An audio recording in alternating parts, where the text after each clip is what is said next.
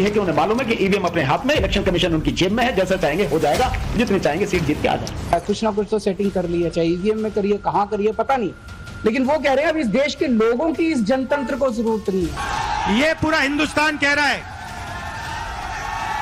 कि ईवीएम में कमी है।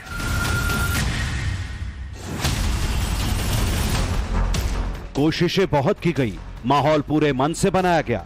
ईवीएम को चुनावी भ्रष्टाचार का सबसे बड़ा टूल किट बताया गया। किसी भी कीमत पर इस लोकसभा चुनाव में ईवीएम की विदाई जैसी बड़ी बड़ी बातें कही गई। ईवीएम को भारतीय लोकतंत्र का सबसे बड़ा खलनायक बताकर लगातार कैंपेन चलाया गया। मगर चुनाव आयोग के एक बयान के बाद सारे सवालों पर खुद ब खुद विराम लग गया। अधूरी हसरतों का इल्जाम हर बार हम पे लगाना ठीक नहीं। वफा खुद से नहीं होती, खता ईवीएम की कहते हो। ईवीएम के विरोधियों को मुख्य चुनाव आयुक्त राजीव कुमार के इस शायराना बयान या यूं कहिए जवाब के बाद अब पूरी तरह साफ हो गया कि शक और शुभे की कोई गुंजाइश नहीं। 19 अप्रैल से 1 जून तक होने वाला 7 चरणों का लोकसभा चुनाव इलेक्ट्रॉनिक वोटिंग मशीन यानी ईवीएम से ही होगा। उम्मीदवारों की हार जीत का फैसला हर बार की तरह इलेक्ट्रॉनिक वोटिंग मशीन की चिप ही सुनाएगी। मैं रात सोच रहा था ये प्रश्न तो आएगा जरूर, तो फिर रात को मैंने कुछ लिखा अपने हाथ से, वो फिर आपको सुनाता हूं।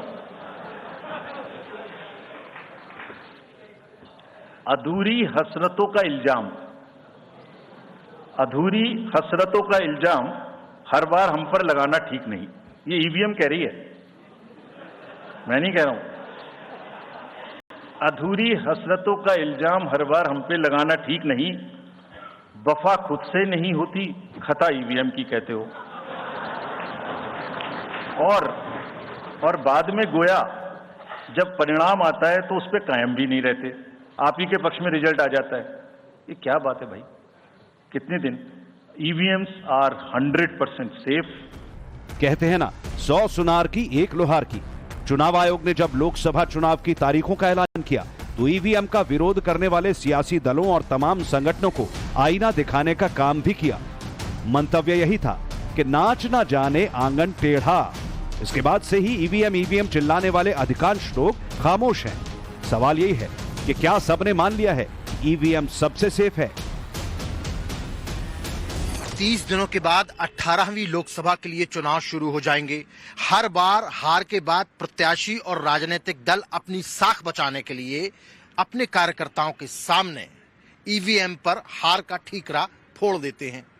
42 साल में तकरीबन 148 विधानसभा चुनाव और 4 आम चुनाव कराने के बाद भी ईवीएम पर आज भी सवाल उठाए जाते रहे हैं और इसी बात को लेकर जो चुनाव आयोग है उसने अपनी चुप्पी तोड़ी है। हालांकि ईवीएम पर मुख्य चुनाव आयुक्त के शायराना बयान के बाद कुछ राजनीतिक हस्तियों ने सोशल मीडिया पर रिएक्ट भी किया है। शिवसेना उद्धव गुट के प्रियंका चतुर्वेदी का एक्स पर लिखा ये पोस्ट देखिए, जिसमें उन्होंने मुख्य चुनाव आयुक्त पर बीजेपी के प्रवक्ता की तरह बर्ताव करने का आरोप लगाया। हालांकि कुछ एक लोगों को छोड़ दें तो अभी तक ईवीएम को लेकर किसी ने कोई आपत्ति दर्ज नहीं कराई।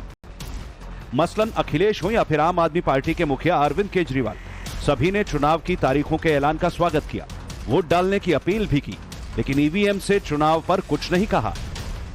लोकतंत्र को मजबूती देने की अपनी 42 साल की यात्रा में ईवीएम पर अब तक गड़बड़ियों से जुड़े अनगिनत आरोप लग चुके हैं।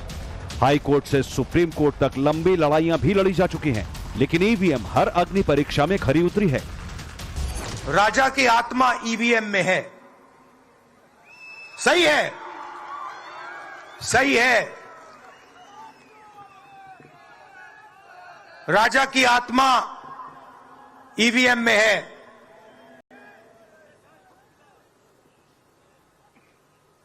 हिंदुस्तान की हर संस्था में है, ईडी में है, सीबीआई में है, इनकम टैक्स डिपार्टमेंट में है।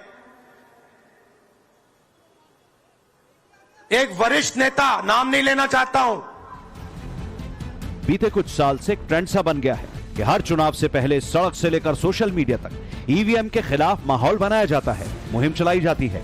इस बार भी ऐसा ही हुआ। गणतंत्र बचाओ, बैलेट वापस लाओ के नारे और हैशटैग के साथ बीते कई दिनों से ईवीएम को लेकर बड़े जोर शोर से एक माहौल बनाया गया। वकीलों की एक पूरी फौज ने लगातार ईवीएम को लेकर नेगेटिव कैंपेन चलाया, लेकिन चुनाव के ऐलान से ठीक एक दिन पहले सुप्रीम कोर्ट ने ऐसी याचिकाओं पर विचार करने से ही इनकार कर दिया। 10,000 रुपए का जुर्माना लगाया, फिर माननीय उच्चतम न्यायालय ने 50,000 रुपए का जुर्माना लगाया। अभी फिर रिसेंटली माननीय उच्चतम न्यायालय ने एक पिटीशन खत्म की है। कितनी बार सुनेंगे? क्यों बार बार वही बिलाप करना है? कोई चीजें तो हमसे पूछिए। हैक नहीं हो सकती, किसी सूरत में नहीं हो सकती। एंड जो परिणाम आते हैं वही प्रमाण है। बार बार परिणाम आते हैं। कोई भी ईवीएम लेके बैठ जाता है सोशल मीडिया पे, वो डिब्बा लेके एक बैठ जाता है। और आजकल एक नया ट्रेंड शुरू हुआ है, वो थोड़ा सा एक्सपर्ट भी बन जाता है। आजकल एक दो एक्सपर्ट भी चल रहे हैं सोशल मीडिया पे। वो कहाँ की डिग्री है, कहाँ के एक्सपर्ट हैं, थोड़ा देखना भी चाहिए। ये है सुप्रीम कोर्ट के एडवोकेट भानु प्रताप सिंह, जो ईवीएम के खिलाफ लड़ाई में सबसे आगे नजर आए। अब अखिलेश यादव की समाजवादी पार्टी ने इन्हें मेरठ जैसी ऐतिहासिक सीट से लोकसभा का उम्मीदवार घोषित किया है। एडवोकेट भानु प्रताप सिंह भी अब तक यही कहते आए थे कि वो लोकसभा का चुनाव ईवीएम से नहीं होने देंगे। सवाल यही है कि अब वो क्या करेंगे। इलेक्शन कमीशन लोगों को डराने की कोशिश कर रहा है। इलेक्शन कमीशन को यह कहने की बजाय कि लोगों को आप हैक करके दिखाइए नहीं तो नोटिस भेजेंगे, इलेक्शन कमीशन को शर्म आनी चाहिए और इलेक्शन कमीशन को कहना चाहिए कि लोगों के मन में जो सवाल है इस बार हम इनको खत्म कर देंगे और चुनाव जो हम बैलेट पेपर से कराएंगे और पूरी तरह से स्वतंत्र, निष्पक्ष, पारदर्शी कराएंगे। इतना पारदर्शी जैसा कभी हुआ नहीं, टी शेषन साहब के जमाने में भी नहीं हुआ, ऐसा करके दिखाएंगे। ये इलेक्शन कमीशन को कहना चाहिए। वो इलेक्शन कमीशन जो अपनी पूरी प्रासंगिकता, अपनी पूरी विश्वसनीयता को मिट्टी में मिला चुका है, खत्म कर चुका है। विपक्ष दावा करता है कि ईवीएम हैक हो सकती है, चोरी हो सकती है, इसमें छेड़छाड़ हो सकती है, नतीजे बदले जा सकते हैं, जबकि देश की अदालतों ने 40 बार ईवीएम की दी गई चुनौतियों को खारिज किया है। वैसे भी चुनाव में इस्तेमाल होने वाली ईवीएम को लेकर चुनाव आयोग के सख्त नियम हैं। असेंबलिंग से लेकर वोटिंग तक ईवीएम को करीब 500 ट्रायल और आधा दर्जन मॉक पोल से गुजरना पड़ता है। सभी ट्रायल और मॉक पोल राजनीतिक दलों की मौजूदगी में होते हैं। चुनाव आयोग के स्टैंडर्ड प्रोटोकॉल के तहत हर ईवीएम के तैयार होने पर उसे 480 से अधिक मापदंडों पर परखा जाता है। कंट्रोल यूनिट यानी सीयू का टेस्ट 403 बार, बैलेट यूनिट की परख 45 बार और वीवीपैट की परख 32 बार की जाती है। एक भी मापदंड में कमी पर उसे तुरंत रिजेक्ट कर दिया जाता है। यानी हर स्तर पर खरा उतरने पर ही ईवीएम को इस्तेमाल में लाया जाता है। लेकिन चुनावी नतीजे आने के बाद ज्यादातर दलों के सुर बदल जाते हैं। शायद अपने समर्थकों में अपनी साख बनाए रखने के लिए ही हार का ठिकरा ईवीएम की सिर फोड़ा जाता है। ऐसे में सवाल यह है कि क्या अपनी हार की जिम्मेदारी से बचने के लिए ईवीएम का सहारा लिया जाता है? सत्ता से बेदखल होने वाले राजनीतिक दल हमेशा से ईवीएम पर सवाल खड़े करते रहे हैं। 2009 के चुनाव में पहली बार ईवीएम पर सवाल खड़े किए गए। तब बीजेपी के एल के आडवाणी और उस वक्त के जनता पार्टी के अध्यक्ष सुब्रमण्यम स्वामी ने ईवीएम के जरिए चुनाव में धांधली के आरोप लगाए थे। स्वामी तो सुप्रीम कोर्ट पहुंच गए थे, जिसके बाद वीवीपैट के इस्तेमाल का निर्देश दिया गया। मार्च 2017 में भी 5 राज्यों के विधानसभा चुनाव के बाद 13 राजनीतिक दलों ने ईवीएम पर सवाल उठाए। अब यह चलन और तेज हो गया है। जब जब मोदी ने एक के बाद एक बड़ी जीत की कहानियां लिखी, तब तब विपक्ष ने ईवीएम विरोध का गीत गाया। इस बार पीएम मोदी ने खुलकर बीजेपी के लिए 370 सीटों की भविष्यवाणी की, तो डरा विपक्ष यानी इंडिया अलायंस लोकसभा चुनाव के ऐलान से पहले तक ईवीएम हटाने की मांग करता रहा, चुनाव आयोग पर सवाल उठाता रहा, बीजेपी से मिली भगत का आरोप लगाता रहा।